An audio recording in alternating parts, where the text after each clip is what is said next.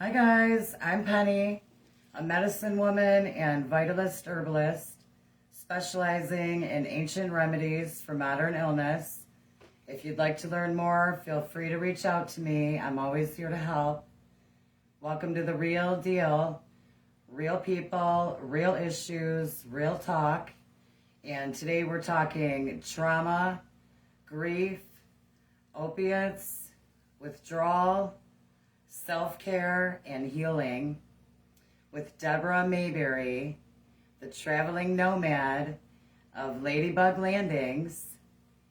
And while we're waiting for her to kick on here, I just want to say we really do have an opiate epidemic going on in this world today.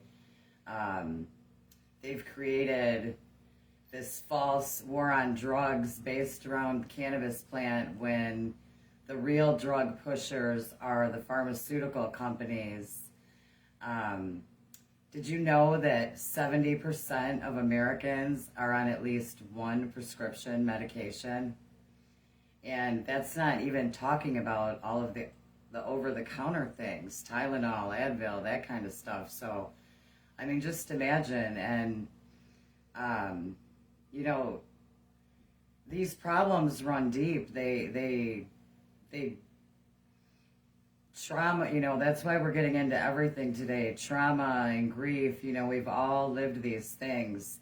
If you haven't, then feel fortunate enough to have not, because we all experience different things on our journey. Traumas, some of them stem from long time childhood things. Grief, we all lose people, lose love, lose things. Opiates, seems to be that at some point or another, at least you or someone that you know are going to have some issues with opiates. And the opiate addiction is something that actually, hinders like mental health and thinking clearly. And that's why natural remedies are so important and so much better compared to pharmaceutical drugs. Let me see here. Hi Ward, how you doing? I hope you're feeling better. Pharmaceutical drugs actually have side effects, which are, as you're taking the actual drugs, but they have long-term side effects on all of your body's major organs. And let's see here. Hold on, guys. Hi, Hal. How you doing? I'm waiting for Deborah to pop in. 1 minute here. Okay, here she comes. But natural remedies, they actually heal through time. They're not hurting anything. And unless you have a drug that you're taking. Hi, Deborah. How you doing? Good. Hi, Penny. Nice to see you. Yeah, easy peasy. That was awesome. Yes. So, how are you doing? Your house sitting over there? I am. I'm in Portland. I'm in a lovely place, taking care of a fabulous golden retriever named Packer. Oh my God, I love all the pictures. He looks like Oh, he's so fun. thanks. Yeah. So yeah, I haven't been in Portland not in Portland proper for a couple decades probably. So I'm kind of treating it, I'm a lifelong Oregonian, but I'm kind of treating it like I'm a tourist. So I'm going to do some of the touristy type things while I'm here. That's fun. So tell us a little bit about yourself. Oh gosh. Well, we met through cannabis, and cannabis has been in my life. Well, I mean, I used cannabis back as a teenager recreationally and in my early 20s, and then I didn't for years. And I worked as a nurse. I've had my own landscape maintenance company. I've had my own housekeeping service. I've done all kinds of things over the years, but my health really started deteriorating and I became disabled in 2010. following in the lines of Western medicine, I got prescribed a very large amount of medications and had been on and off various medications over the years for undiagnosed PTSD. They just treated me like I either had severe anxiety or depression. They didn't delve in and find out what the real thing was. And so they just treated all these things. And I found myself on handfuls of medicine and sicker and sicker. And somebody one day saw me taking one of my pain pills and said, you know, there's another way you can manage pain, especially long-term pain, with cannabis oil. So that was in 2014. I got introduced to cannabis oil. Excuse me, I got something on my face itching. And since then, I have slowly but surely and sometimes abruptly weaned myself off 19 different pharmaceuticals between 2014 and 2018. I don't take anything anymore at all, which is almost, well, my doctor says I'm a walking miracle, and my therapist says I'm a walking miracle. They say, you're unusual. Most people don't do this. Yeah. And it hasn't been easy. I've encountered a lot of heartache and hardships and loss and people not understanding what it's like to go through withdrawals off opiates and benzodiazepines and psychiatric medications. They told me I would be medicated the rest of my life. And I am very, very grateful and very proud when I am evaluated by anyone in the Western medicine sector and able to say, I have this long list of ailments and symptoms, and I take nothing but cannabis. They just can't believe it. Yeah. So that's my story in a nutshell. I'm so proud of you, and we haven't met physically yet, but we will one day. Yes. But I love what you do. I love your story. I love how you share with people. So, you know, about your grief and your hardships, not just the good things, because it's hard, and people, we've all gone through it, and, you know, even I relate when you open up and do some of these videos and stuff, like it helps me. So, you know, thank you for doing what you do. Oh, well, thank you for saying so. You know, when I started videoing my journey back in 2016, that was when I first started putting things out on my YouTube page under Debbie Mayberry. I was super sick. I was really, really sick. I was extremely emotionally and psychologically dysregulated. You know, when you've been medicated on those types of medications, it takes a number of years before all your GABA receptors and dopamine and all of that gets back to its homeostasis. And for some people, some of those may never get back to where they were pre-medication, because we don't know what all those medications do. And we don't know what all those medications do combined for certain, because they've never been all tested together. Right. For people who've been taking them for 5, 10, 15, 20 years. Right. But it takes a while. And anyway, I think it was my nursing brain that was like, you need to document this. You need to be vulnerable, and you need to share, because it might help somebody else down the road. Because this is, it was pretty heinous stuff the first 2 years. It was, every day was painful physically, and I had lots of anger. I was very resentful to the medical professionals that supposedly were helping me, to friends and family that didn't understand and seemed to be poking at me, and just everything. It was really, really hard. And so that's why, and I go back and I look at those early videos now, And I have such deep compassion for that woman. I mean, it's hard to watch. It's hard. Yeah. And I didn't even show the very worst of it because that's just too scary. But Yeah. but it is hard to see someone go through that and not be able to fix it for them. And that's pretty prevalent in the community of people who've been harmed by pharmaceuticals. We're a very misunderstood group of people.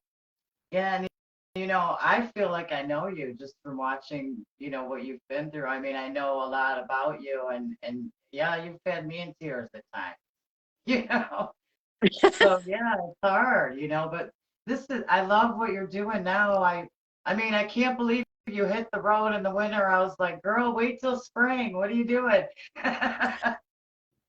Well, I literally spent 4 days at the beginning of the new year, from the 1st to the 4th. I was in deep meditation, just really connecting with my spirit guides, asking the universe for direction, making lists, pros and cons, things I want, things I don't want, things that are working for me, things that aren't working for me.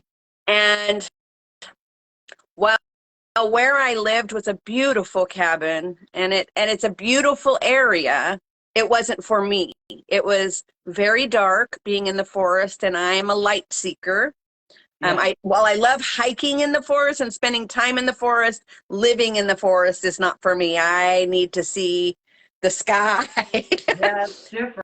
It is. And it just, I've wanted to do this. If you followed me for any length of time, you know about the lily pad, my RV that I was trying to fix up, and it got completely derailed. And so this has been a dream for years and years. And I just couldn't see a way or a reason to not just do it. And I've camped in my truck and everything a lot. And I had looked at the Farmer's Almanac and forward weathers, and the winter we had was not predicted. It was not predicted. So, I I'm felt super. so bad for you, man. So many times when I was freezing, I was thinking of you. Well, but here I am, and I didn't freeze. I have, and I am very, very blessed with a wonderful, wonderful group of friends and family, my daughter, who all were like, if you need some respite, you can come here for a few days. If you need respite, you can come here for a week. And so I utilized that. Yeah. I called them up and I said, it's cold. And I would have been fine, really, Yeah. because I have a power pack. I have a Blue Eddy small power pack, and I had an electric blanket, Right. and I had lots of blankets, but it was the dogs I was most concerned with, because getting in and out of the car, opening up the door and getting it cold inside over and over, and then them at night when it was getting down into the 20s, I was like, I can't have them laying here just shivering, and they wouldn't stay under a blanket. So it was mostly for the dogs, but we made it, and now we're sliding into summer. Oh my Yay! God. And I just, yeah, I mean, honestly, I love it. It's got to be amazing just what you're seeing. I love So, it. I am having a blast. I'm more relaxed than I've been probably ever in my life. really? Ever, ever, ever, ever. It's like I don't have anyone I'm taking care of, which I've been a caretaker my whole life. Right. I don't have any property I'm responsible for other than my vehicle. I don't have to answer to anyone that's expecting me to work for them except when I'm doing a house sit. Right. So every day, I mean, literally, it's like if I have to wait for something and someone will say, oh, sorry for the wait. And I'm like, you know what? I got all the time in the world and no particular destination. You're good. And that is not how our society really operates. It's all the hustle, drive, perform. And in my estimation, I don't think that's helping people, really. Yeah.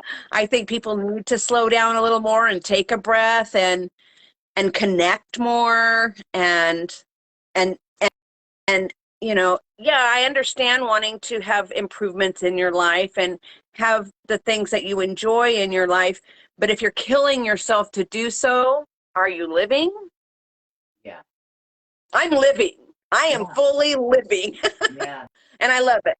And you know what? You are, I can tell because like you do look, you're glowing, like you're happier than you've ever looked to me. I'm sure it's not all, you know, peaches and cream, but Well, um, yeah, I so far, other than probably bathroom right. stuff, I haven't had any real things that have overwhelmed me. And even that hasn't overwhelmed me. It's just sometimes something you got to navigate that's a little unusual. Yeah. But Yeah, and it, you'll get, I mean, I went to the bathroom in the woods for a long time. I still do. So, I mean, there's nothing, it's funny, I haven't been to Greece in years, but in Greece, people go to the bathroom in the woods like it's nothing, like it's just not an American thing. 'Cause right, it's right. funny, like even where I am, I'm in a neighborhood and I'm surrounded by woods, so that's where I walk to. But no one's in the woods. Like they walk their dogs in the neighborhood. They don't, no one goes to the woods. So weird to me. But it's a different world. Kids aren't outside playing, riding their bikes all day. The world has really changed so much, and we lost our connection. We So did. We did. And that's one of the things that I'm really noticing as I'm traveling and I'm connecting with people that I haven't seen since the pandemic started, pretty much. Um, People are feeling really separate. They're feeling really alone. I mean, people are just so glad. One of my friends, they're like, you can stay longer. I like having you here. yeah, Um, because they're lonely. They don't want, because of, in my views, because of what media does to portray everything's bad out there. So I don't watch television. And yeah, meaning I have a couple news sources that I watch, but mostly I don't participate because everything's over dramatized, and you're not getting, in my estimation, just the straight facts and the straight truth. You're getting everybody's perception and their take on it rather than what's really going on. And it's all dramatized, fear-based, and to pit us against one another. yeah, And uh, because I don't participate in that, I probably have a lot less fear than most people. I'm a smart, savvy woman. Don't get me wrong. I don't go off like with my head in the right, clouds. I'm aware. I notice what's going on around me, but I refuse to let my life be controlled by something that I'm not sure if it's real or not because I haven't experienced it. I'll do my life. yeah, I'll walk my walk and I'll deal with what comes my way. Kind of like my saying, expect the best and deal with the rest. yeah, I go out in the world and I expect it's going to be good. And man, it's being good. yeah. People don't realize how really powerful our thoughts are in our frame of mind and going through the healing. And a lot of people, I mean, I was in there too. I got diagnosed with cancer when I was 38, but I was working 80 hours a week, not sleeping, eating fast food, but you don't have time to think in this matrix everybody gets shoved into. So I know how it happened. You Hmm. know, you're just so busy, but everybody really does need to take a journey on themselves. But they don't teach that in school, No, you know. no. Well, and that's part of the programming of society is just pushing us so that Yeah, we don't reflect inward. We just are all about being part of doing for the people that have the power yeah, and eking out whatever existence we can, and supposedly being so grateful for every little morsel that we're allowed to have. And I don't know, it's my thinking about things has changed, as well as my way of interacting with the world anymore. I mean, what I've gone through has truly been an existential crisis that I've come out the other side, and I'm Yeah. not who I was 10 years ago. And I have let go a lot of that ideologies that I was raised up with in the 60s and 70s. Of I had very my upbringing was primarily very right wing, ultra conservative, and boy, I don't fit in that matrix at Yeah. all. And this allows me, I consider myself a pretty reasonable, rational, middle of the road person, and and so it allows me to interact with everybody where I go, because I understand everybody's way of living their life is based on their perceptions and the things they've been programmed with in their lifetime. And maybe, it's like I was telling someone the other day, I don't have to go argue with people to say, oh, you should do this or you should do that. I just try to be an example. I just live my life, and if people go, what are you doing? Because you seem happy. What? Yeah. What are you doing? You seem pretty healthy, and I know you were really sick. Well, this is what I'm doing. And these are my philosophies, and these are my driving factors, and these are my values. And so by sharing, you can be much more influential by sharing who you are and how you are and what works for you, rather than you should do this, you Yeah. should do that, because people go, ooh. Yeah. Well, unless they're asking. Now I do in one of my pages, Cheer Yourself Anew, that eventually is going to evolve into a health coaching and mentoring business. And I do have a couple people, and that's a whole different scene. If you have someone that's saying, I want a coach, I want someone saying, and basically coaching isn't really telling someone to do, it's turning the mirror on them and going, look at what you're doing, and then and let's figure out what you want to do that's different. Well, and it's kind of like someone clicks with your personality and they are looking for a mentor, Right, right, because we all even, we all have had different mentors throughout our lives, and it's easier to learn from someone else's heartaches than to go through them if you're smart enough to do it that way, you know? right, right, So, right, I mean, it can right. save you some grief, just like what you're doing. You are, you're saving the grief of a lot of people, whether you know it or not, because you're sharing your story, even the ones that aren't fun, you know. Yeah, yeah. Well, people people want to not feel alone, especially Yeah. in misery. Misery wants company. And I understand that. Today, I won't let other people's misery pull me down, but I can sit with you in your misery while you evaluate it and, and acknowledge it and move through it. Misery happens, loss happens, grief happens, and you can't shove it away. It just doesn't work. I mean, I've lost 2 children. There is no way you can just pull your bootstraps and move on from that. It Yeah. doesn't work that way.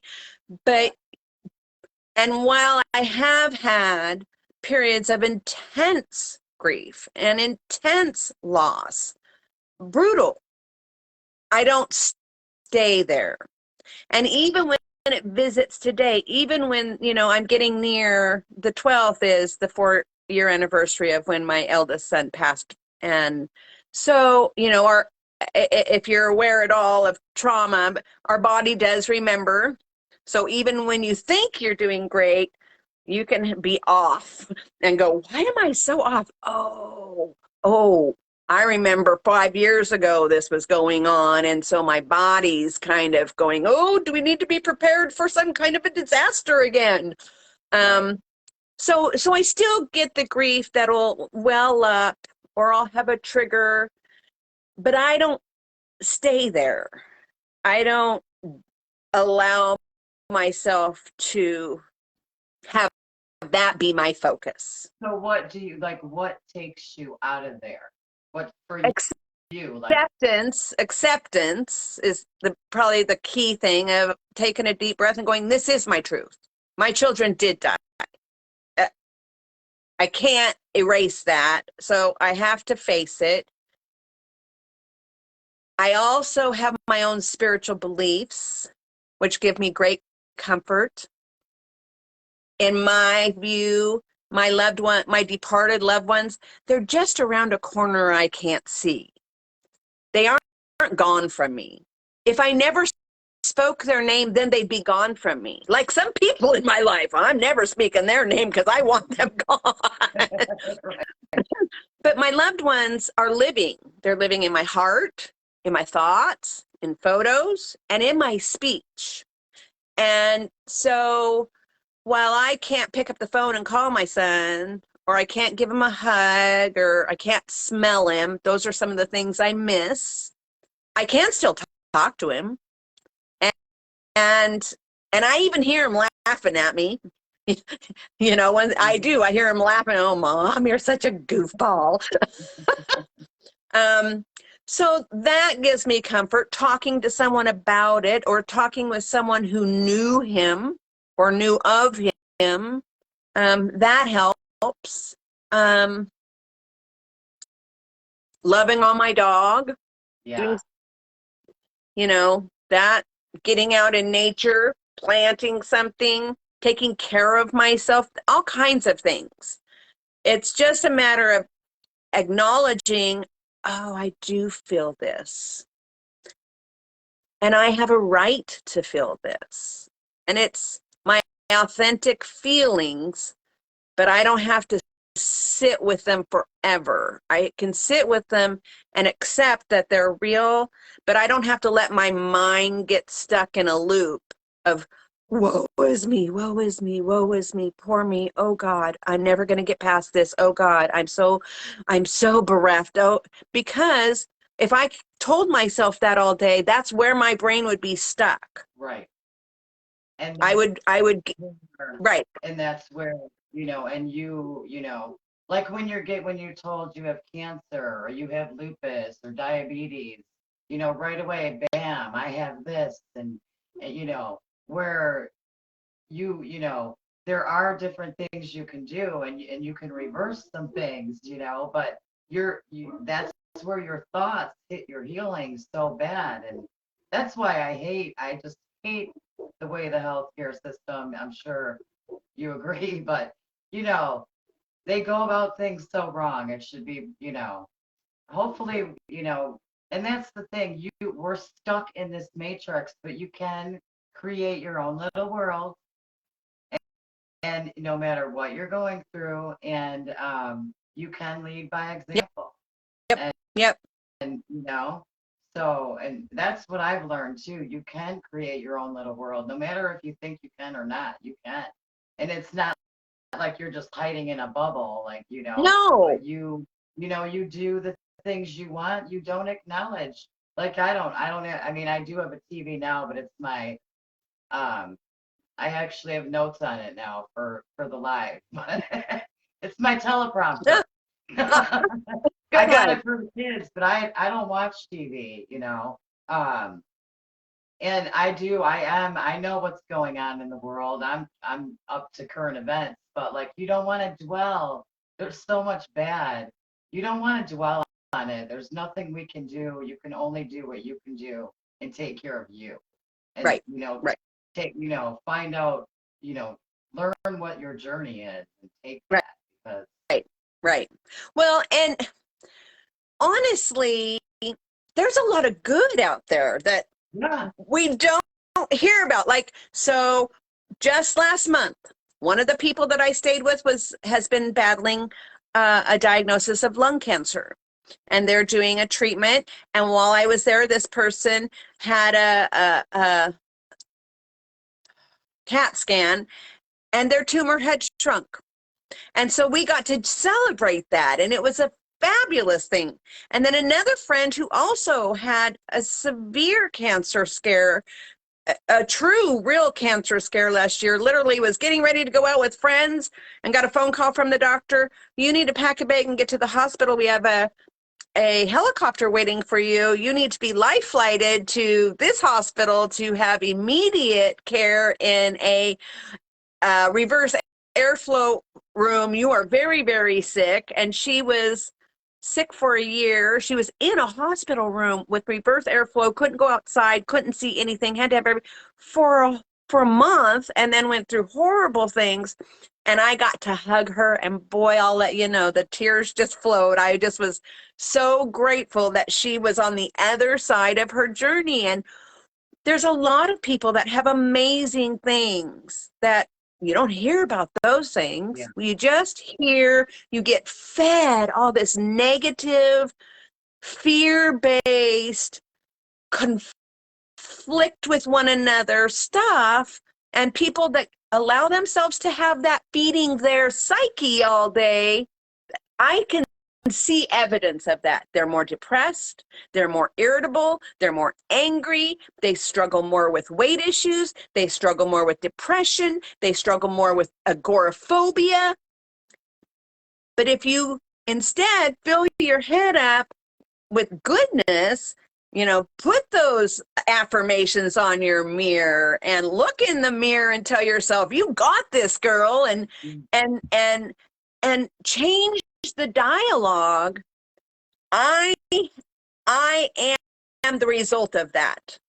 I am the result of that. That is what I have done. I changed my dialogue from poor me, I hurt, life is hard, I'm so sad, it's forever, all that, because I was like that back in 2010, 11, 12, 13, 14, 15. I was a sad sack, Debbie Downer all the way. Yeah. And no one can change that but themselves. Yeah. And it takes work. You got to look at yourself.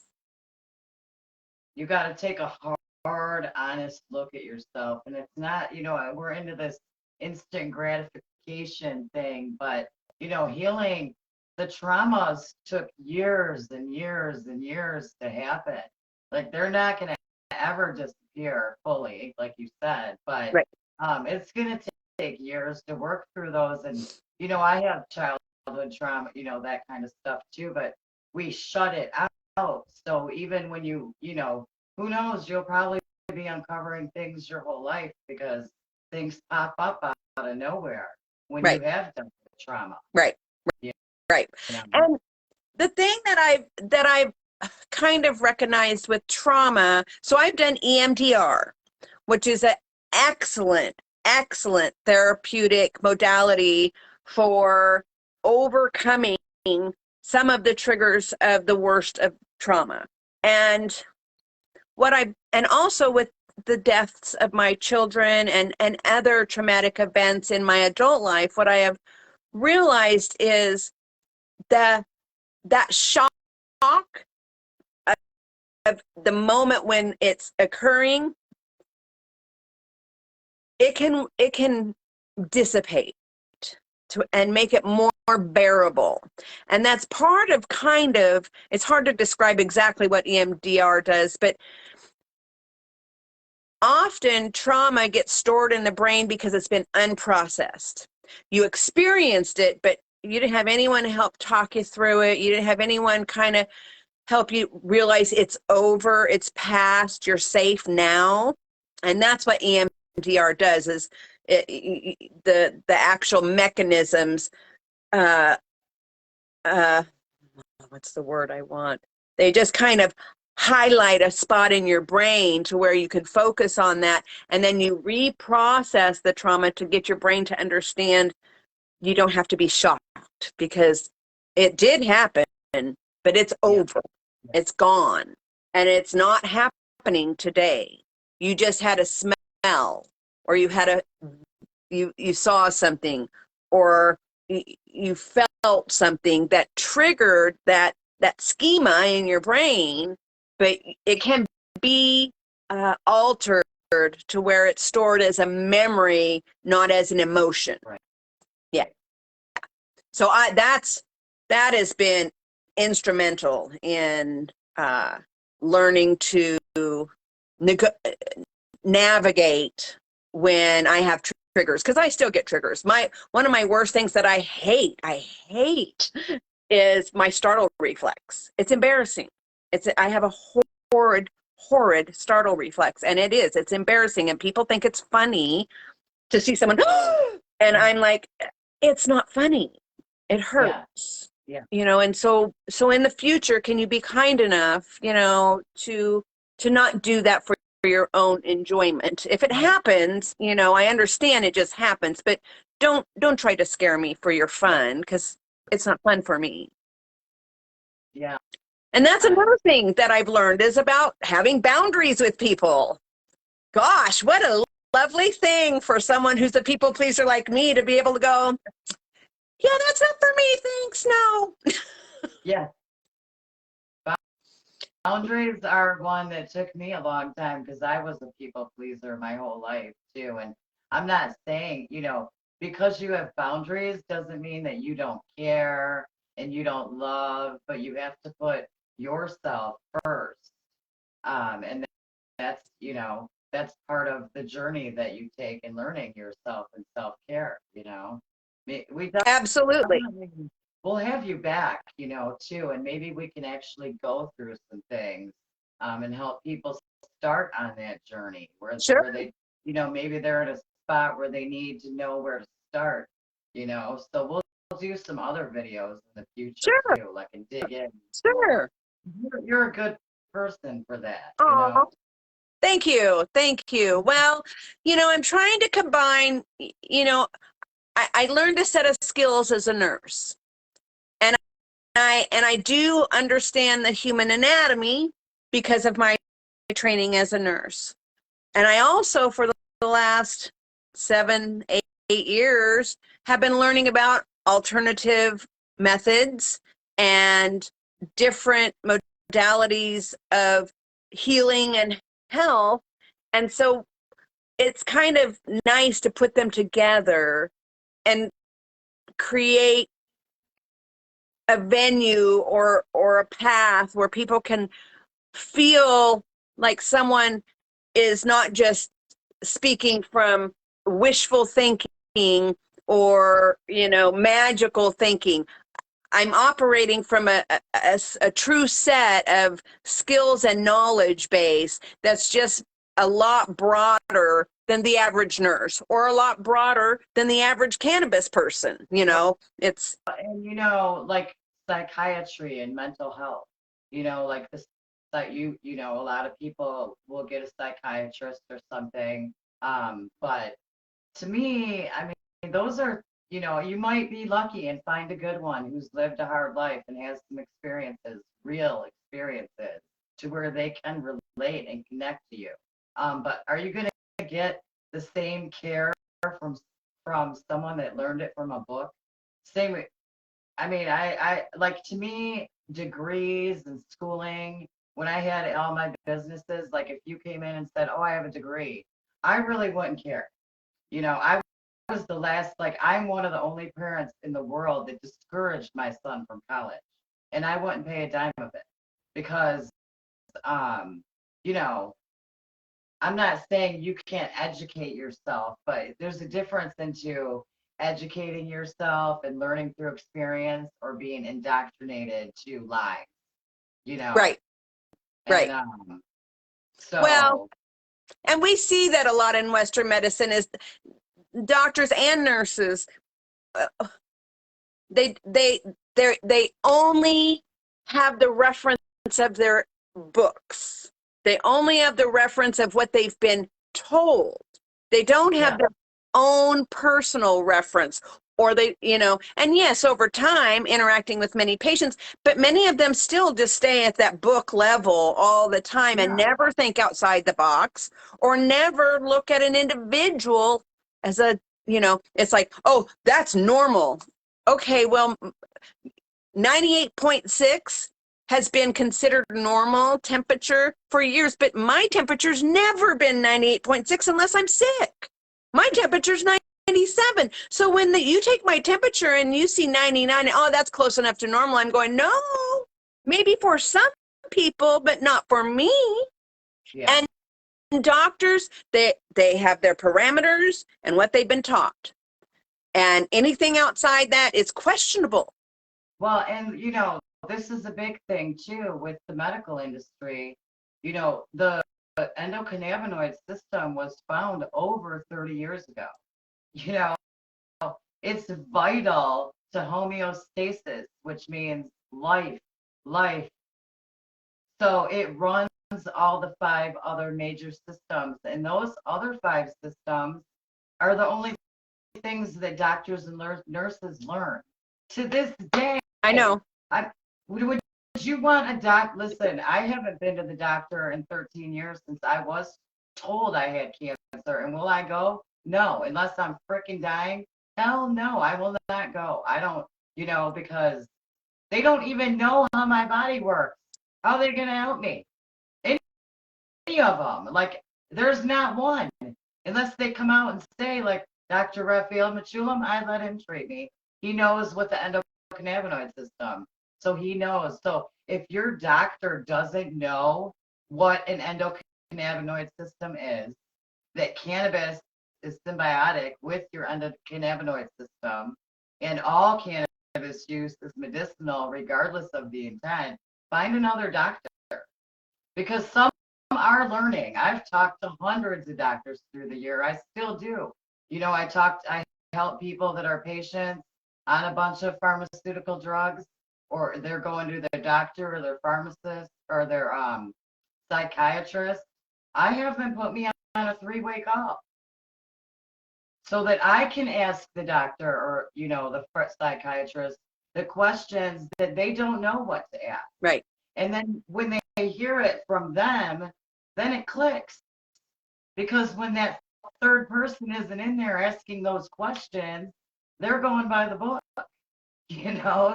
So, and this is the scary part of our world, because when you're sick, you're putting your life in their hands, and you think they care, but sadly to say, they really don't. They created an opiate epidemic And a benzodiazepine epidemic. That's the newest one right now, is the benzos. And opiate, comparatively, I'm just going to say this, comparatively, opiates is a cakewalk to come off of. I know. A cakewalk compared to benzos and psych meds. Coming off opiates I was uncomfortable for a couple months. That's all. The benzos and psych meds, I'm still having residual symptoms from that. So, and it's interesting what you're saying about how, the medical professionals still don't have any clue about the endocannabinoid system and the benefits of it and how it operates in our body and helps all our other systems work harmoniously.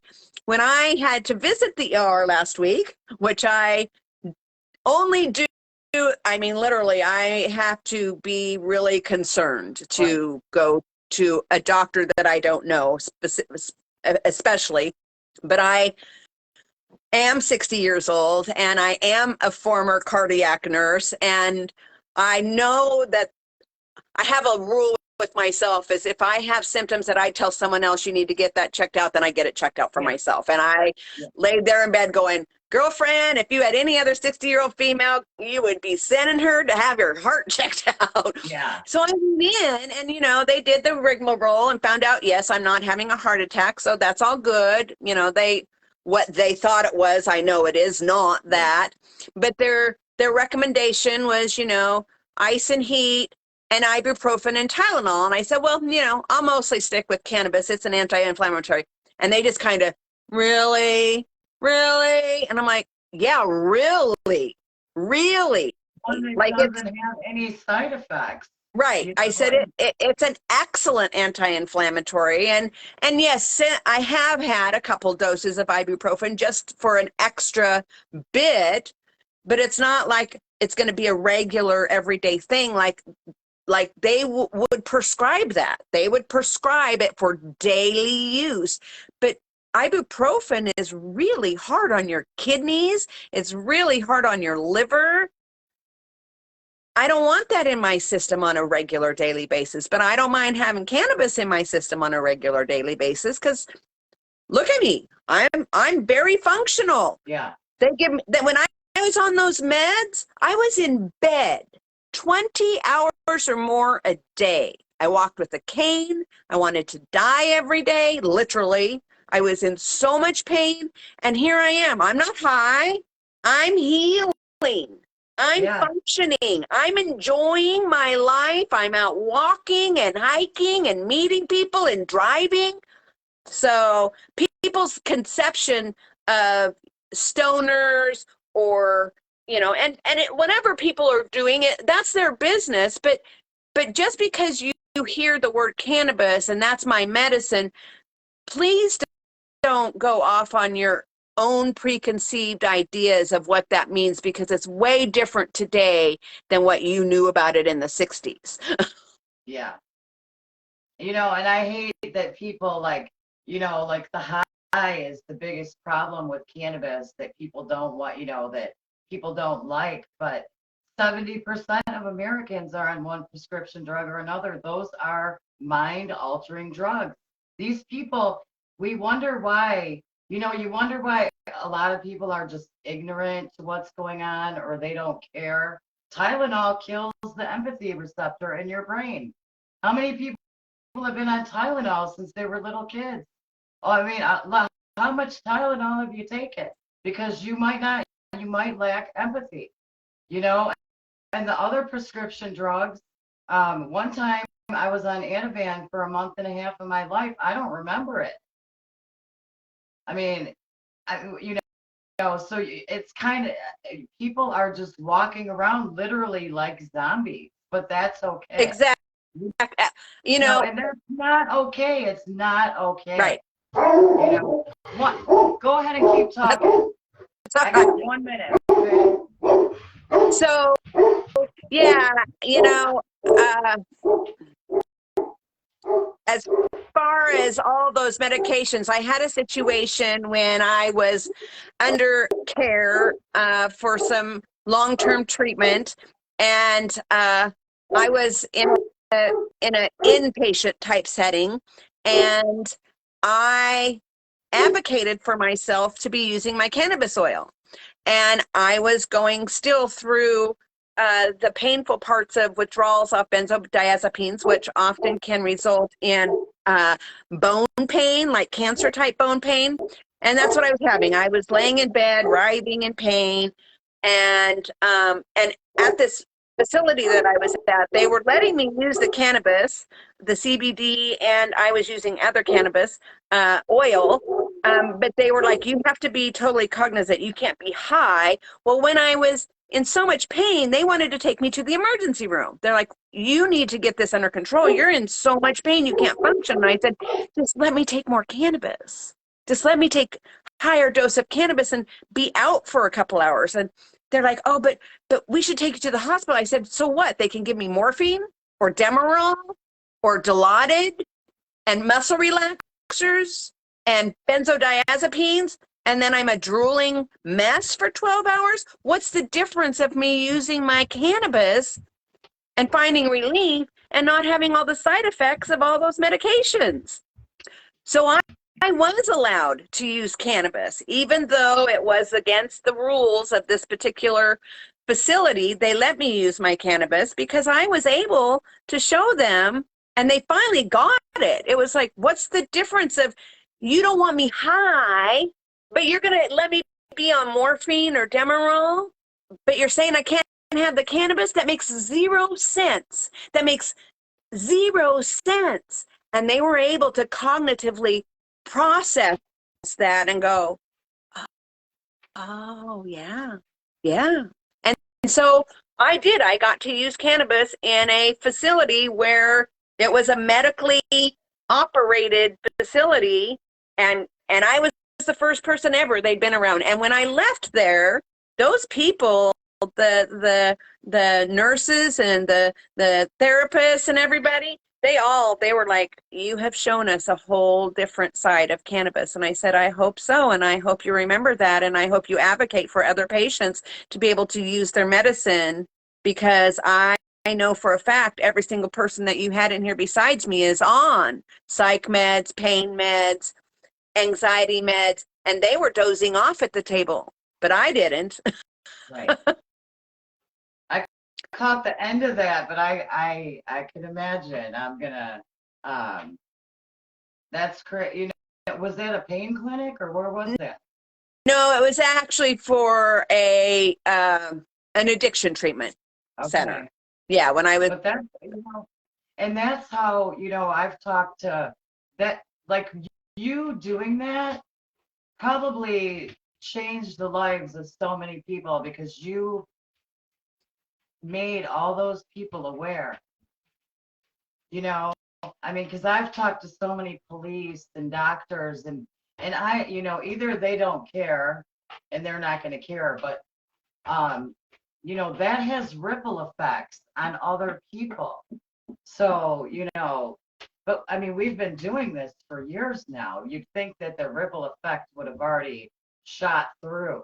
Um, Well, it's not, because big pharma is going to fight it tooth and nail because they don't want to lose money. And the medicine and the insurance companies, they stand to lose great amounts of money when yeah, people get a clue and start doing things differently. Because literally, there is a handful of medications that are truly curative.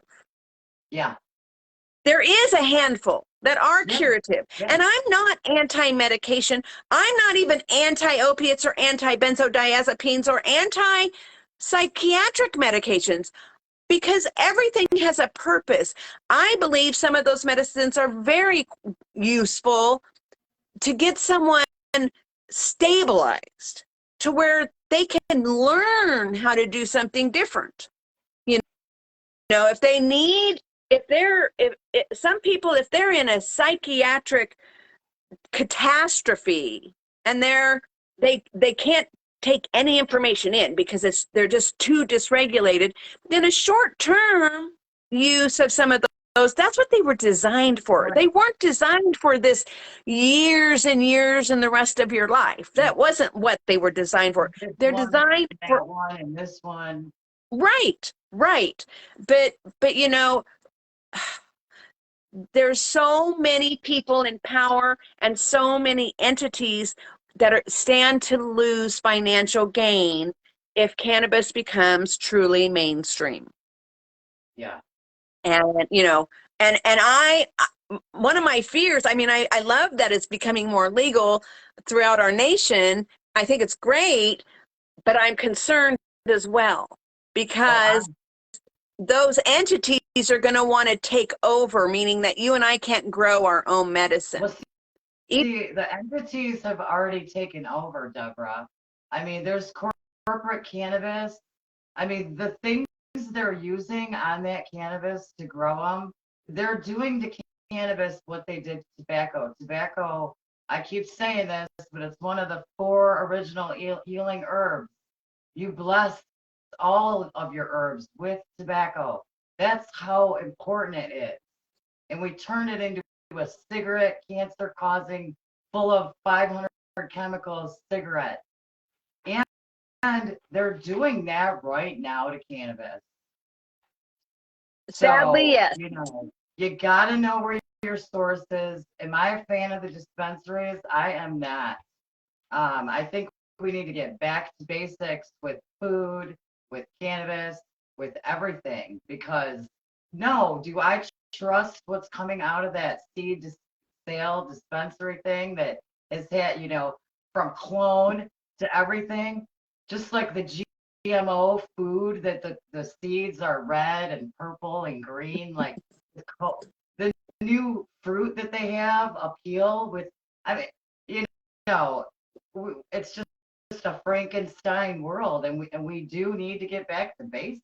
Like, Yeah. Well, crazy. so shop local.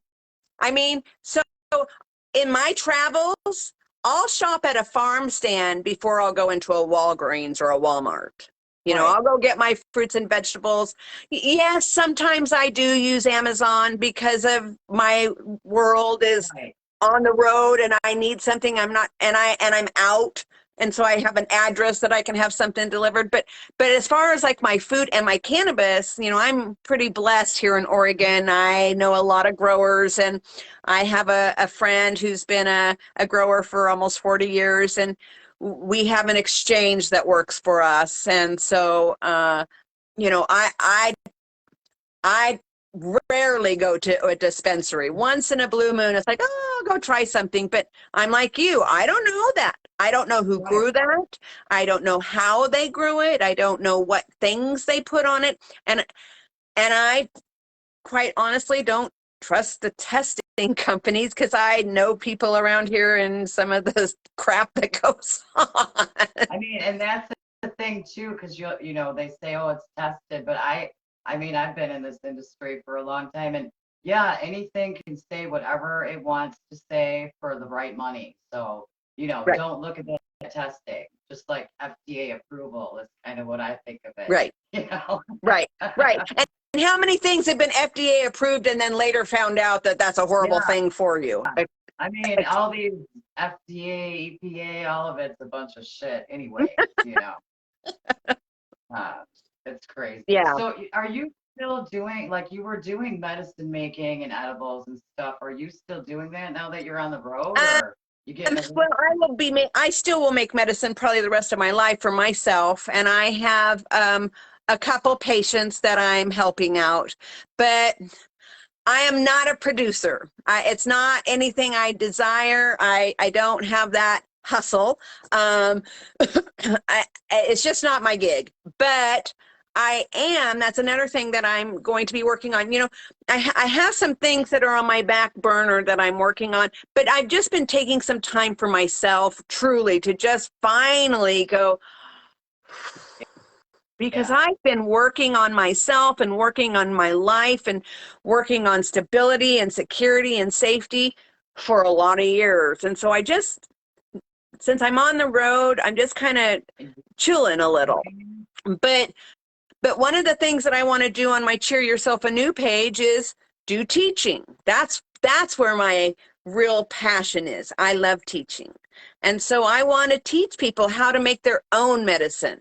I want to teach people how to know and learn about the cannabinoids and the terpenes and how they affect various symptoms and how to have symptom management and how you can combine for an entourage effect and how you can make oil and how you can make butter and how you can put that into food. And I want to teach how to do that.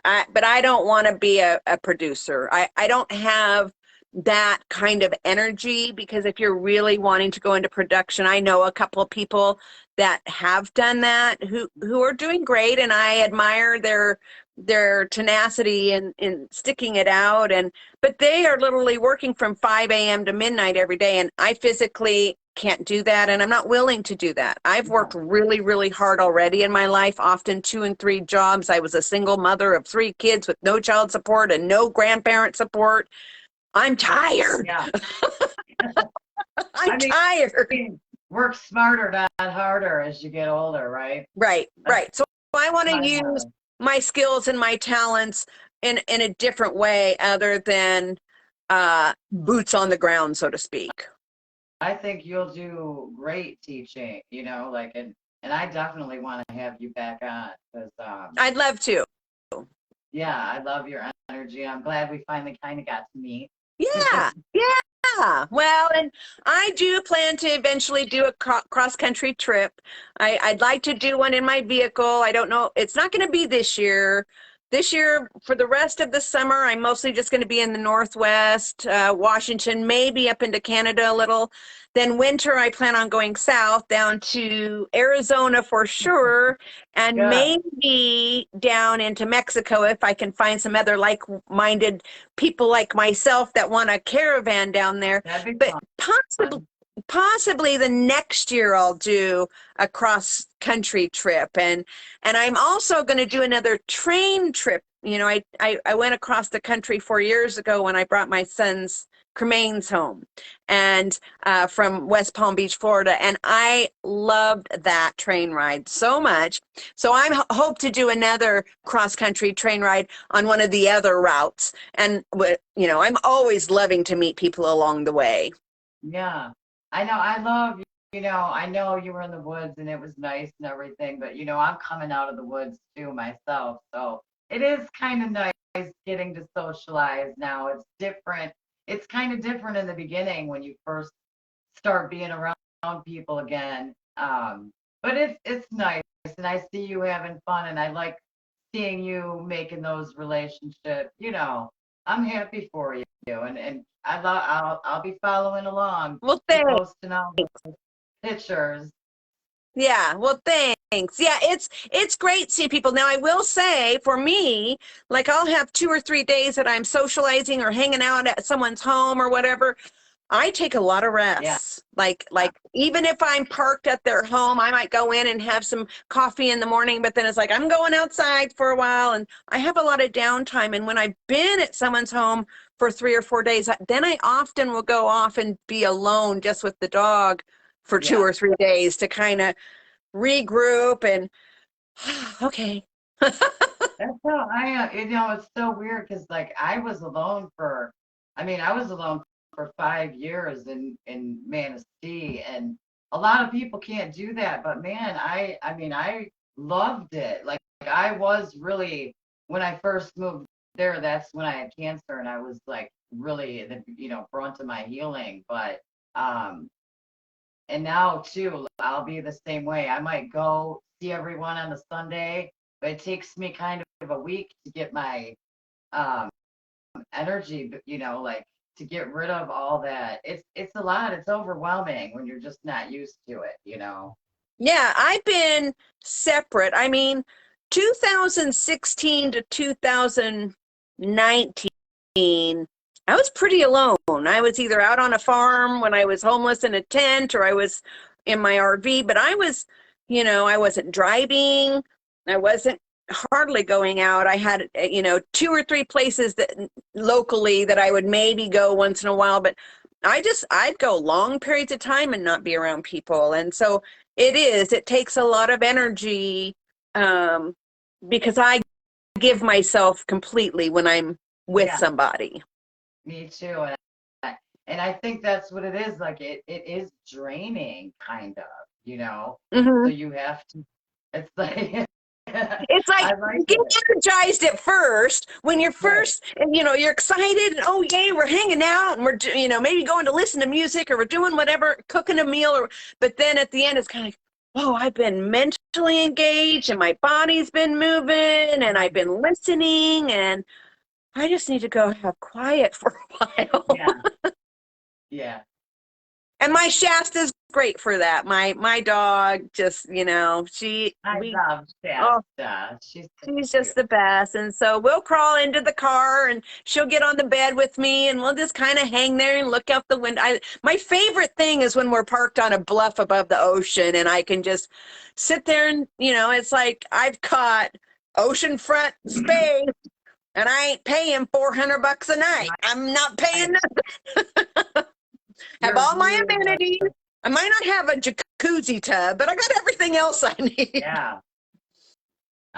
The views are just unbelievable, and I know you're living a great life. It I looks am. good.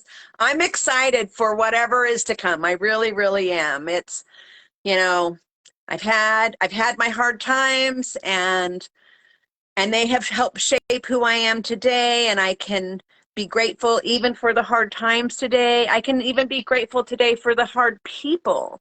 And for a long time, I couldn't. I was so angry and pissed off and resentful and just wanted to kick rocks. And now it's like, I'm able to see that those people were operating on their own perceptions, their own needs, and not everybody is for me. I understand that as well. I also understand some people are for a season, like the person who introduced me to cannabis oil.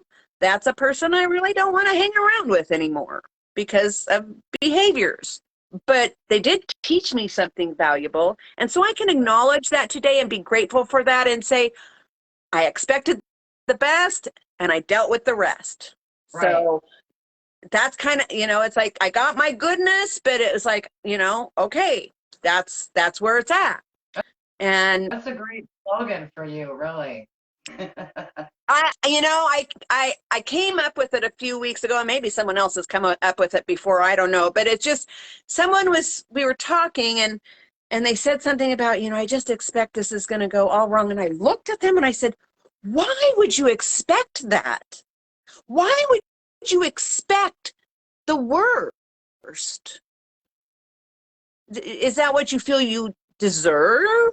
Or is that what you feel you always get? Where's that mindset? Because I'm going out in the world and I'm expecting it's going to be dang good out there.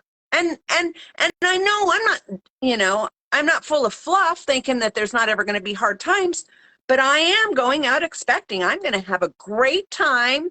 And when things happen, I'm going to deal with them. I don't have to get all wigged out. Someone scraped my car. That was irritating. Still drives. Door's still open. Yeah. So I'm not going to get as much for a trade-in. Oh, well, I can't change what happened. So no sense letting that completely sour my day, my week, my month, however long, because some people will use that and they'll hang on to that piss off forever. And it's gone and over. And the only thing that's being affected is your mood. Yeah. And, well, I'll tell you what, like me, I always expect the worst because that's just how my life's been. So, and then I'm happy when it's not, right. What I mean? So, but I like your slogan and I'm going to switch mine to that. Well, it is part of that mindset. Needs to be done. Yeah. Yep. I have a good mindset, but I do always expect the worst for real, just so because, it's a practice. It'll be a practice. And it is when you find yourself in anticipation of a situation, say you're going to have to go get new tires on your car.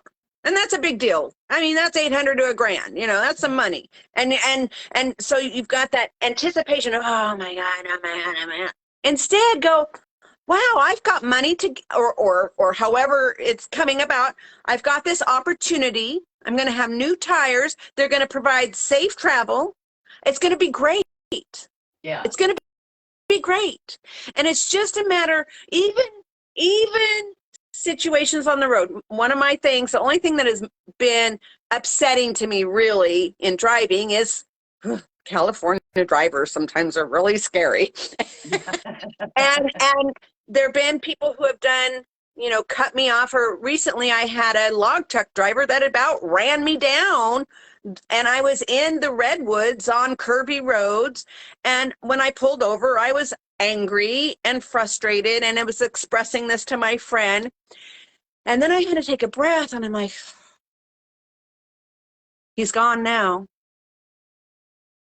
Right. I'm safe now. So am I going to stay pissed? Right. Or am I going to enjoy the rest of my afternoon? Yeah.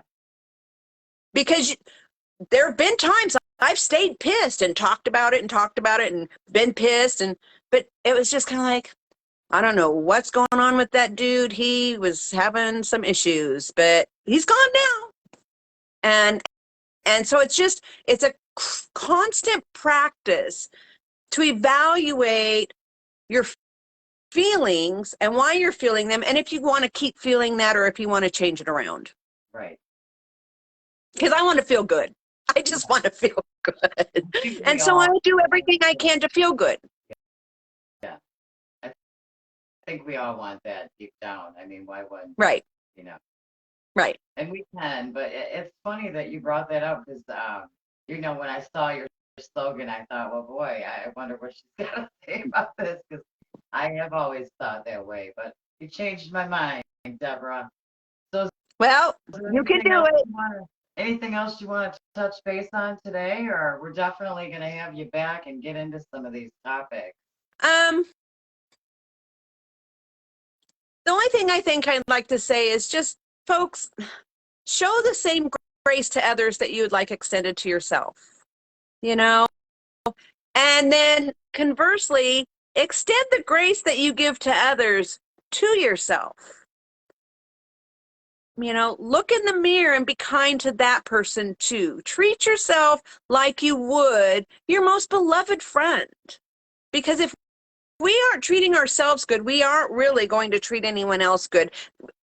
And I have learned sometimes caregiving, being that people pleaser, that's a manipulation. That isn't a giving. You're trying to get something. Doing it because you feel good with yourself and you're just doing it for nothing back just because, that's a whole different way of living, and it lightens all the load. Yeah. So love yourself, be kind to yourself, and then you'll be kind to the rest of the world, and we could have a much better world if everybody did that. We sure could. Hopefully, we'll start a little ricochet effect, That's Go out and smile, and hopefully someone will smile back. Yeah. So do you want to mention your YouTube and your Facebook page?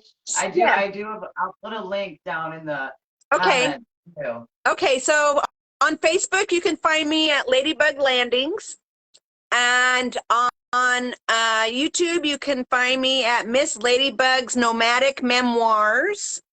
And I also have a blog, Miss Ladybug's Nomadic Memoirs, on WordPress, but I haven't done very much with either of those because my computer battery died and I can't find my cord. So those things have kind of been on a hold until some funds take care of it. But there will be more. Good. Well, I'm so glad we got to meet finally, and I think a lot of good information got put out today. So Great. I appreciate that. Well, And thanks for inviting me. And I'm just so glad we got to meet too. And I appreciate you, and I appreciate what you share with people. You're sharing natural healing and people being mindful of their own wellness, and I appreciate that. thank you. Thank you. We'll both continue to do that, I'm sure. So Yes. thanks for joining us, everyone. I just wanted to say I see everyone commenting, but I'll get better at commenting back, but like when we're having these conversations, I can't really comment as we're going because I'm having a conversation. So I hope everybody understands that. But join us here live every Monday, Wednesday, and Friday at 12 p.m. Eastern Standard Time. And next, we'll be talking entrepreneurship with Rick Monahan of Always Be Apparel Company. So stay tuned. See you later, Deborah. Bye. Have fun with them puppies. I will. Okay. All right. Bye-bye. Bye.